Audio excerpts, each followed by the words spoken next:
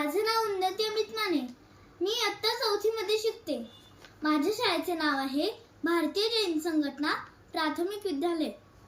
मी सादर करीत आहे अनमोल सल्ला.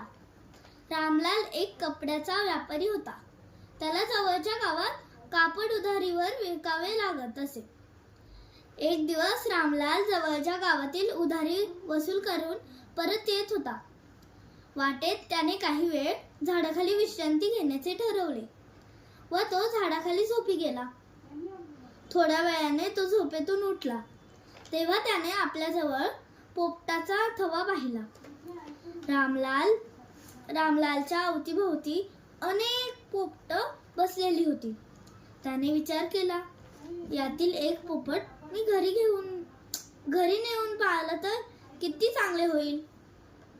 लगेच रामलालने आपला पंचा पोपटांच्या थव्यावर फेकला आणि एक पोपट पकडला. रामलाल पोपटाला घेऊन घरी आला. त्याने पोपटाचे नाव तोताराम असे ठेवले. त्याने पोपटासाठी सोन्याचा पिंजऱ्यात पोपटाला बसायची दांडी, एक झोका व पाण्याचे भांडे होते. सोन्याच्या पिंजऱ्यात पोपटाला आवडीचे भोजन, मिरची, पेरू आणि डाळिंब दिले जात असे.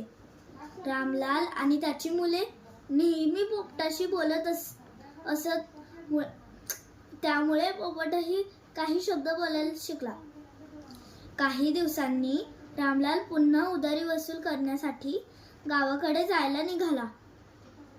तो तोतारामला म्हणाला, मी जवळच्या गावात जात आहे.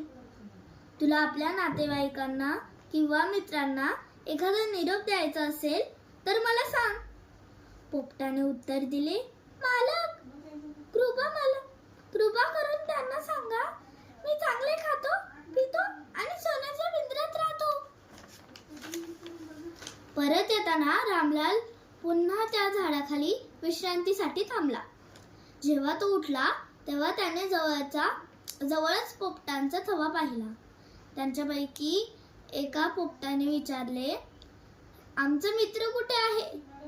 तो कसा आहे? रामलालने पोपटाचा संदेश सांगितला. पोपट चांगले खातो, पितो आणि सोन्याच्या पिंजऱ्यात राहतो. पोपटांनी हा निरोप ऐकल्याबरोबर ते मेल्याप्रमाणे जमिनीवर आडवे पडले. रामलालला वाटलं सगळ्या पोपटांना दुःख झाल्यामुळे ते मेले असावेत.